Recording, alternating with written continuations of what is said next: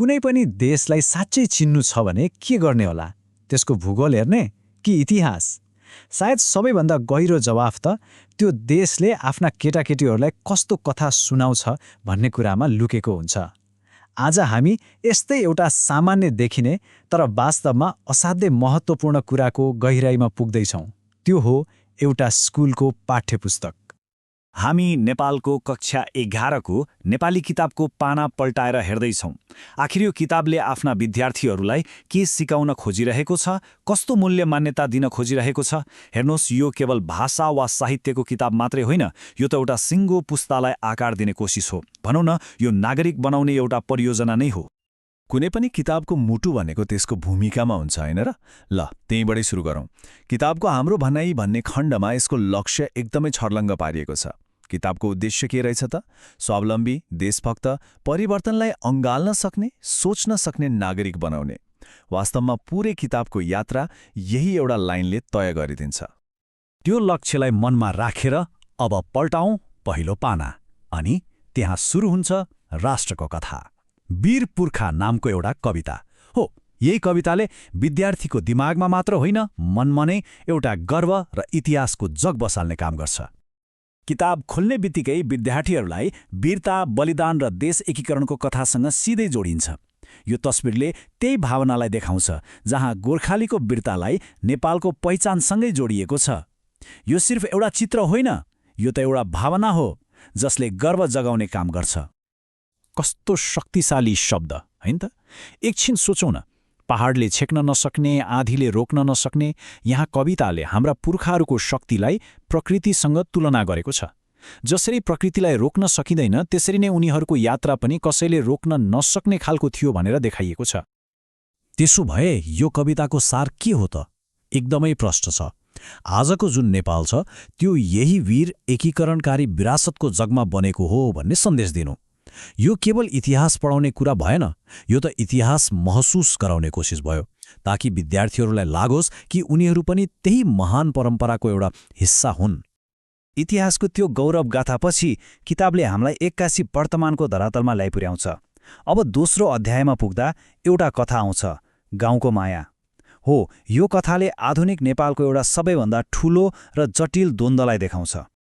कथाको मुख्य तनाव त यसका पात्रहरूबाटै सुरु हुन्छ। एकातिर सहरमा पढेर गाउँ फर्केको कथावाचक, अर्कोतिर गाउँमै बसेर खेतबारीमा रमाइरहेको उसको बाल्यकालको साथी। यो चित्रले नै उनीहरू बीचको फरक संसारलाई कति सुन्दर तरिकाले देखाउँछ, होइन त? यी दुई पात्रहरू केसन र परी छन् वास्तवमा आजको नेपालका दुई फरक अनुहार हुन्। एउटा शहरी र ग्रामीण नेपाल बीचको दूरी देखाउँछ, एउटा अवसरको खोजीमा बाहिर जान चाहन्छ, अर्को चाहिँ आफ्नो माटो र समुदायलाई जोगाउन सङ्घर्ष गरिरहेको छ। अनि कथाको सबैभन्दा मार्मिक क्षण तब आउँछ जब परीक्षणले यो कुरा भन्छ। यसले कथाको गहिराईलाई छर्लङ्ग पार्छ। यो एउटा प्रश्न हो, एउटा आग्रह हो। पढे लेखेपछि आफ्नो गाउँ, आफ्नो समुदायलाई बिर्सिने हो त? यहाँ शिक्षालाई व्यक्तिगत सफलताको लागि मात्र होइन, समाजप्रतिको जिम्मेवारीको रूपमा पनि देखाइएको छ। ल, हामीले इतिहास हेर्यौँ, समाजको कथा सुन्यौँ, अब यी सबै कुरालाई जोड्ने धागो अर्थात् भाषाको कुरा गरौँ। यो पाठ्यपुस्तकले नेपाली भाषालाई केवल बोल्ने माध्यमको रूपमा मात्र हेर्दैन, बरु यसलाई संस्कृतिको आधार, सोच्ने तरिकाको रूपमा प्रस्तुत गर्छ। देवनागरी लिपि हेर्दा कति सुन्दर र कलात्मक छ, होइन? तर यसको सुन्दरता बाहिरी मात्र छैन। पाठ्यपुस्तकले यसलाई केवल अक्षरहरूको थुप्रोको रूपमा होइन, भाषाको एउटा वैज्ञानिक र तार्किक आधारको रूपमा चिनाउँछ। अनि यहाँनिर आएपछि त झन्नै अचम्म लाग्छ। यो तालिका हेर्नुहोस् त, यो त पुरै वैज्ञानिक रहेछ। हाम्रो मुखको कुन भागबाट कुन ध्वनि निस्किन्छ भनेर ठ्याक्कै मिलाएर राखिएको। क वर्ग घाँटीबाट, त वर्ग दाँतबाट, प वर्ग ओठबाट। यो कुनै जथाभावी बनाएको सूची होइन, यो त ध्वनि विज्ञानको एउटा उत्कृष्ट उदाहरण हो। यसले संरचना र शुद्धतालाई कति महत्त्व दिन्छ भन्ने देखाउँछ। ल, अब हामीले हेरेका यी सबै टुक्राहरूलाई जोडेर एउटा ठूलो चित्र बनाउने बेला भयो। इतिहास, समाज, भाषा यी सबै मिलेर आखिर यो किताबले कसरी एउटा राष्ट्रिय पहिचान बुन्दैछ त?